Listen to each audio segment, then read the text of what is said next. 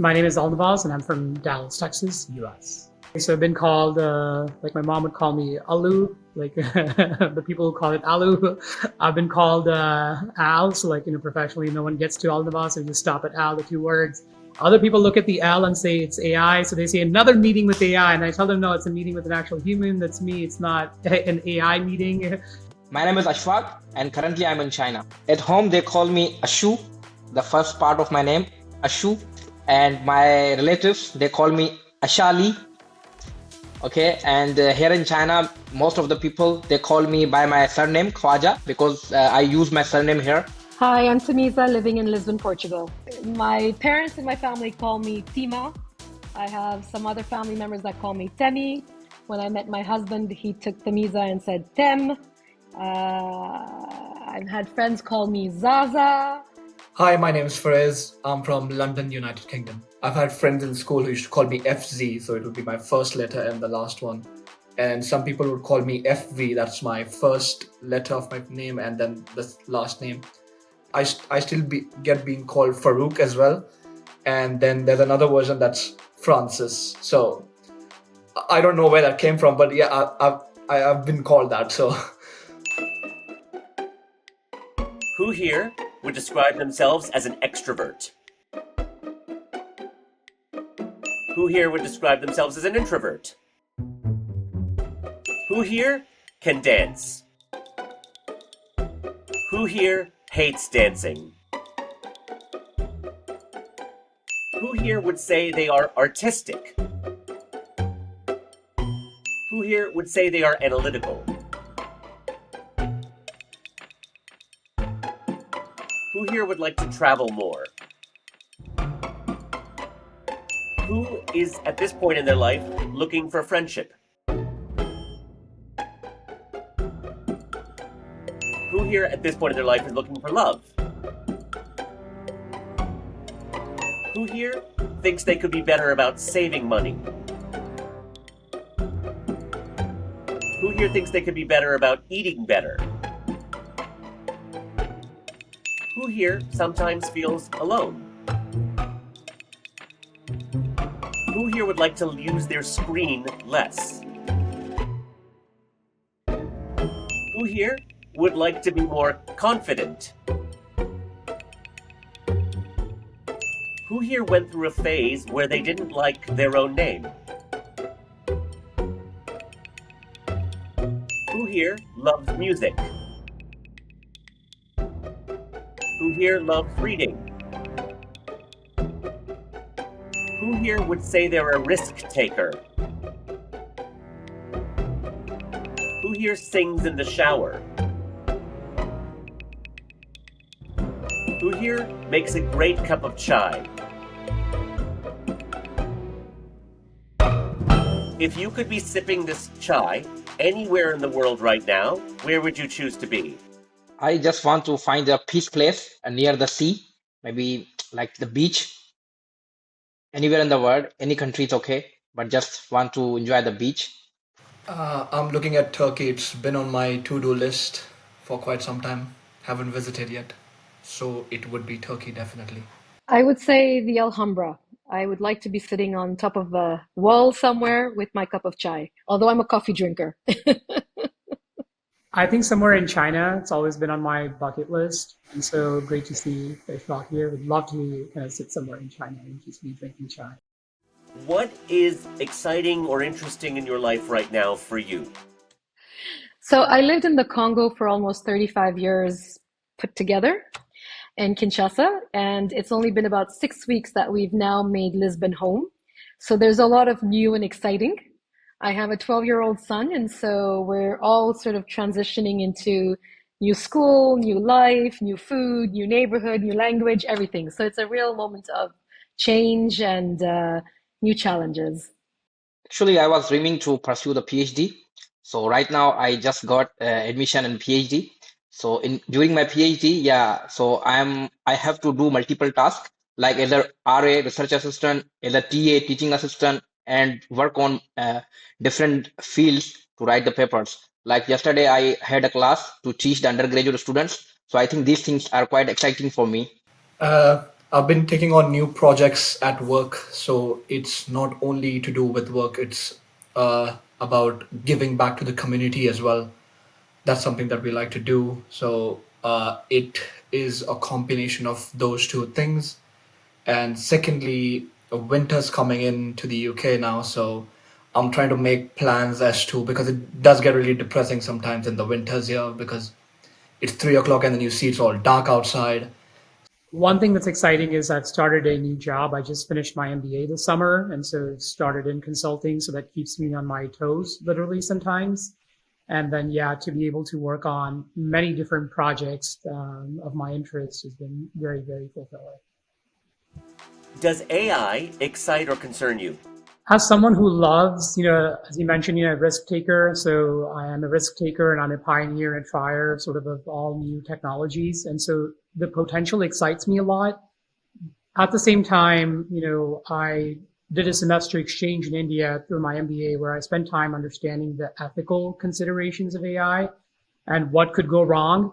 And so there is a balance that needs to be had. But I would say net, I'm excited, provided that there are boundaries around it. I would say it's both, because it's exciting in a way where I've seen what AI can do, the benefits that it brings to us, basically. So that's something that's exciting, because it's really surprising to see what AI has helped us to do and where we've come. But at the same time, it is concerning because there's always this talk going around where it can basically take up people's jobs and stuff like that. So at that point, and then of course, in a way, I feel it reduces people's ability to think, because you're just passing on some stuff to AI to do it for you. So yeah. I'm very excited by AI actually. And when Farez said, it might take away some jobs, one of the things I'm at the point in my life right now is reconsidering a career and what to do next. And I was thinking about how some of the things I'm thinking of doing, AI is going to be able to do, right? For example, I was looking at translation. I speak French and English fluently, and I was thinking, oh, perhaps I can get into the translation field. But today, with all the great translation programs that are out there, do I really have a job in that area? Right. And yes, it certainly concerns me as well, what the other gentlemen have brought up, but I don't think there's a turning back.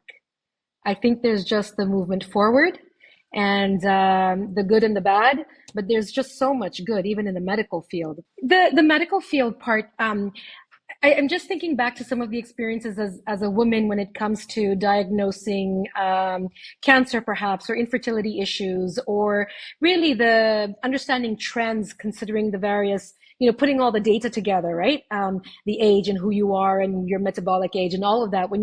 I just find it's very exciting that today we're not relying on one or two or three people's capacity to analyze and diagnose, but rather you have this plethora of information out there that a machine can computate, right? Can analyze faster than the human brain. So I think there's an incredible potential there, and that I really hope it starts being used quickly, because as we've all seen, somebody in our family's been touched by cancer, or somebody's in our family been touched by other diseases that, maybe had we known, perhaps there was a way to get in front of it.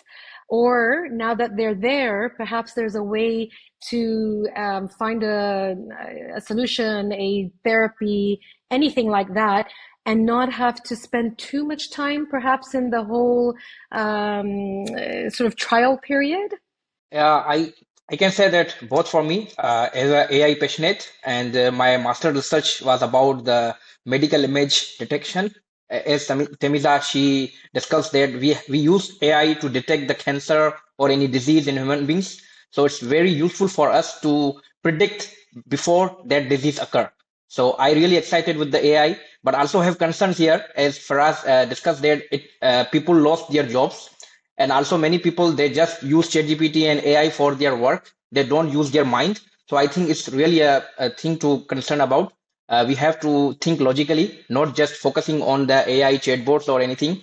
How does AI impact your life now? Yeah, absolutely. So good question. Right before this call, in fact, I was discussing with my wife about an upcoming vacation, and I didn't want to spend too much time planning it, so just went into ChatGPT, and then sometimes I use Google because it's a little bit more recent of a version.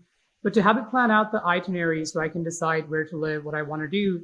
In fact, I went ahead and put our preferences in terms of, what our personalities are, what we prefer to do, and it was able to sort of extract and be able to identify activities that we both would enjoy. So I don't have to do that additional level of thinking on areas that I don't need to. And still, the outcome was very productive in identifying specific activities that each of us would enjoy, planning it by sort of, hour by hour, giving us the specific locations. And all I now have to do is just to be able to book that hotel or airfare and I'm set.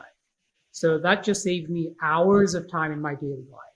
Just having done my MBA, a couple of months ago, this was a huge debate in terms of use and sort of non-usage of ChatGPT and other LLMs. I mean, I had friends who were using 3-4 different LLMs at the same time to see the quality of the output. And, December 22, when ChatGPT was launched, I mean, there was a lot of excitement. A personal example is in a class where I was sort of catching up and, sort of doing other things and I had other priorities. The day before the final exam, I got together on ChatGPT and told it to act like my personal tutor and just to be able to teach me the concepts.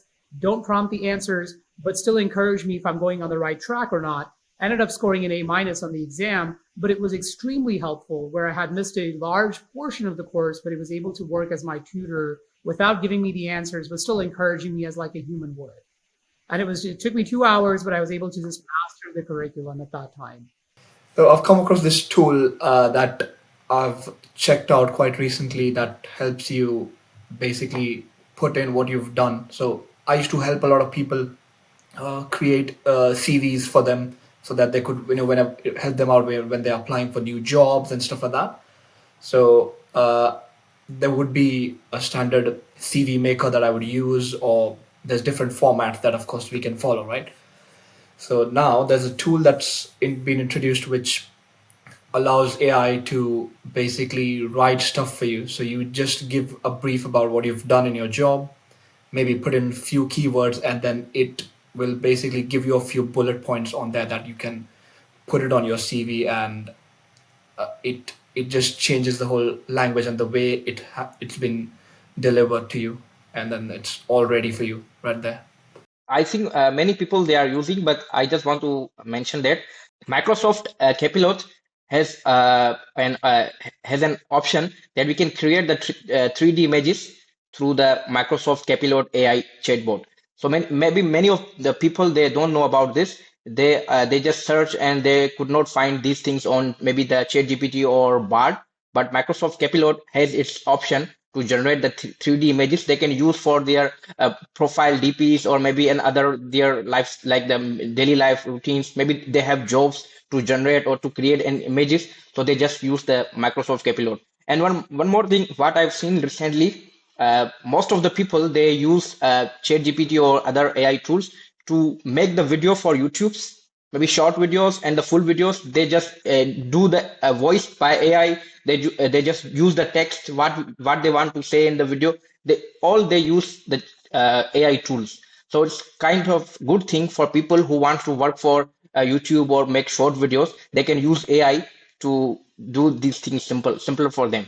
I haven't visited that place, but last week I saw a video on social media that they are going to automate the seaport, like the container jobs, like they are moving containers, so they don't need the people to move the containers or anything, or maybe the transitional way of moving, like the one person is sitting on the vehicle and then he try to move the container. But now they are automating those parts, like people are sitting in the office on the room, they just use a computer or maybe some commands, the containers are moving automatically.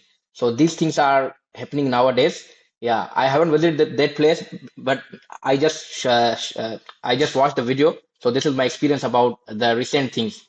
I just wanted to say, so I was listening to what was being said, and here's my take on recently my son came up to me, and being very entrepreneurial at his age is like, "Mommy, we need to start a business." And so, I have the chat GPT on my phone. He gets into the phone and starts, looking up brand names and logo names, et cetera, et cetera. And it's a really interesting tool, right? I mean, back in the day when you had the lemonade stands and maybe you had the bake sales, but here, completely different, right? He's tuned in, of course, due to YouTubes and TikToks, he's tuned into the idea of a brand and a logo and, a supplier to a consumer end, I find that ChatGPT probably has a whole bunch of tools that, like you said, a lot of us don't know about. But I just wanted to say that in the last couple of years, one of the things that I had to do quite a bit was write speeches. In the position that I had, I was president of the National Council in the DRC, and there was a lot of messaging that had to get across, etc. And I figured that I'm a pretty good writer and I'm fairly artistic in my speech making, etc. And then talking to somebody, they once said to me, "Oh, just put it all in Chat GPT and you'll see."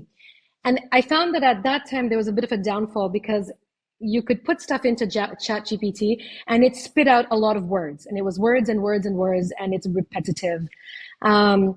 Whereas those of us who, through English language classes or whatever language class we had or writing skills classes we had, we understood, right, that a message is not repetition, but a message is building on top of an idea and getting the idea across, which ChatGPT doesn't have that fine tuning into at a certain level. So that's where I wanted to say that it may replace a lot of things that humans are able to do, but there is a fine line where the human creativity and the human intellect, I don't think it's the be all and end all. And I think that human intellect will also play a big role in this. It's just that we're going to need a lot of education, and schools that shy away from using technology won't do a service to the children who will in a few years use this type of technology. It's like when the universities went all crazy because students were using Chat GPT to write their essays. I think one of the things that schools are going to need to teach their students is how do you use Chat GPT to write an essay, and then how do you fine tune that and bring it to another level so you come through. Coming back again to benefits, basically, where we can and we will benefit from AI when it comes to schools as well, being schools using it, and industries specifically like manufacturing, healthcare industry. All these industries are going to definitely benefit when it comes to AI, because we are at a point now where it's in the starting stage, beginning stage, I would say. So I think there's more room for improvement.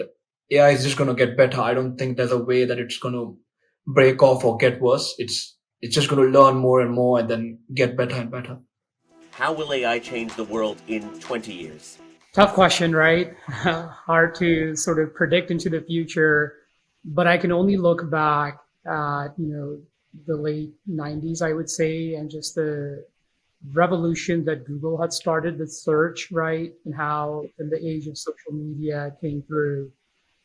With AI, though, this is very different. And that's why I think it's so hard to predict, is because it's not this, it's almost like a fourth or, second industrial revolution, right? We're talking about one in a 3-century type technology that has come through. No longer today can we say that we're the only intelligent beings on this earth. Let's just let that sink in for a second. That's a very profound statement, right? That as of many years ago, a decade or so, that we were the only intelligent beings. As intelligence started to shape, and when Gen AI took over, we have a second set of intelligence that's with us. So really quickly, here in the US, if you looked at what Tesla did, which was the launch of their robo-taxis, right? The fully automated self-driving concept was sort of introduced this week. The model was rolled out. I took a ride in Cruise, which was sort of the full self-driving autonomous sort of vehicle, no driver. It was crazy to see the steerings that were just sort of turning by itself. And people were shocked to see me get out of the car and say, like, where is your driver? There isn't one. So I think what the world looks like in terms of changes it's very difficult to sit here and predict. I think what I can say though is if we don't keep an eye on the technology itself, we can let sort of another set of intelligence take over in terms of use case, in terms of those boundaries if we haven't established them.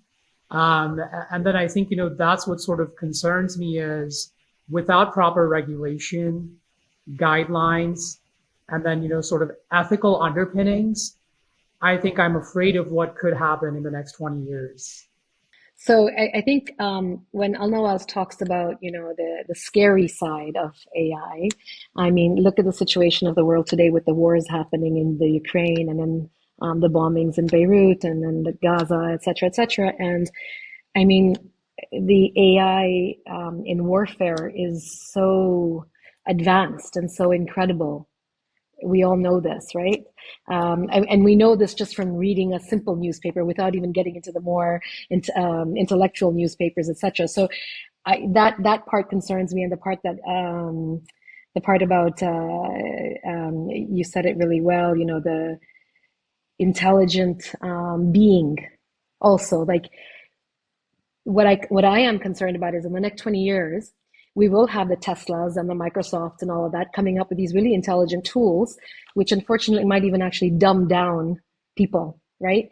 And not everybody will have access to those tools. So the disparity, like you said it, will just tenfold, 100-fold, whatever the number will be incredible. And we're already struggling to catch up to that game, right? The more developing countries don't have access to the internet. I just remember a few years ago, I was working for a certain project, and they were trying to deliver radios out to the eastern part of the Congo because French was the language across the country. It's the national language, and yet in the east, they speak Swahili. And so you were asking teachers to teach in French, and how are they going to if they speak Swahili? So they were trying to get out radios to that. And then is that the next step? Because you hear about it, right? Once upon a time, I think it was another project that talked about every child one laptop or every child one device or something like that, right? And is that where the future is going to go? And on the other hand, North America and Canada and Europe will be dealing with the Teslas that are self-driving. And then the developing world will just be talking about getting internet and getting that one device in their hand, right? So that for me is a huge concern, especially because I come from a development background. But then I just want to talk about intelligent beings and what does that mean today, right? Technology is going to take off in such a manner, and it already has, and we can't live without it. And I want to be the last person to do without it. But then what'll happen to the arts, and what'll happen to the creative side, and what'll happen to music? Because we're seeing that, right? I think it was A.R. Rahman a couple of weeks ago, maybe, or something like that. And those of you who know more should correct me. He had a sensor on both arms and maybe on one knee, and he was tapping away music on that. And I'm like, but how is that music? Right? You're tapping away. And yet, how did music start? It was somebody beating on a circle with skin on it and tapping away a rhythm. That was music, right? And then every culture developed something different. And today we have the electric guitar, and we have the drum set and all of that. So that's part of evolution. So is that where we're headed? Yeah, and perhaps that's where we're headed, right? So, answer to your question, I just give you a few examples. So maybe the example will automatically answer your question. So as I'm in China, I have witnessed many AI things are happening these days. Last year, I got a chance to visit a company in Shanghai. My friend, he invited me to visit.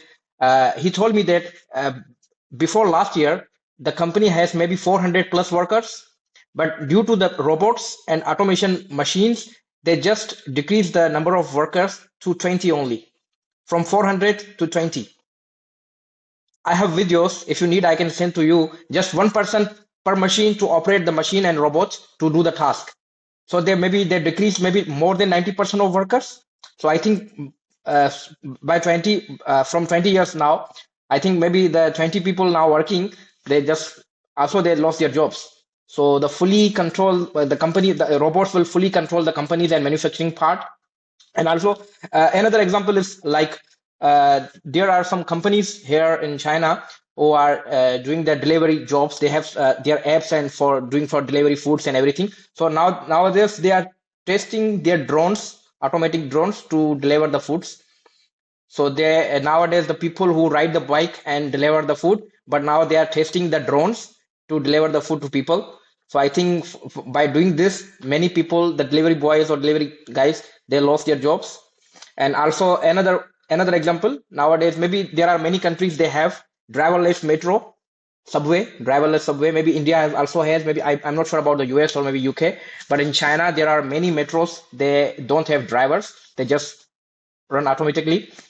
So without driver. So I think by from now we think that maybe around 2050 the world will be revolutionized, like industry part or all the things which we are doing on our daily lives should be doing by the AI, no people. Yeah, I think it is concerning. It's all about balance, I would say. Like Ashfaque mentioned as well now that in some countries we are seeing metros, trains that are operating without a driver. That has already started over here in the UK as well. So if in a way it is actually reducing jobs for people, I would say. I know there's two sides to it where it does create jobs for people, but then it's not on the same level, what I could say. So there are some particular types of jobs that will be completely eliminated, because I've seen in warehouses as well, there's machines, robots that are used that are AI powered to pick up stuff and then place it in a particular section, or there's cleaning machines that I've seen myself that operate on AI that clean the floorings and stuff like that. They polish it. So all of that bit. So all that's out of the way, and then like Temiza mentioned as well with regards to the music, the art, the creativity of people organically coming rather than using AI.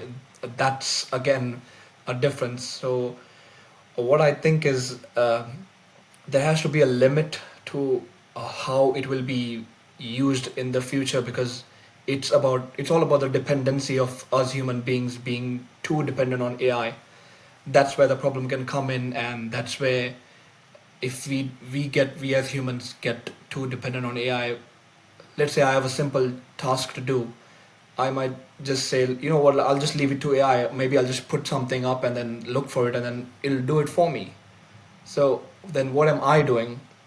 So it's just taking things away from us as well, I would say. That's what I can see in the future, where it can take away a lot of things that we are normally supposed to do or we could be doing.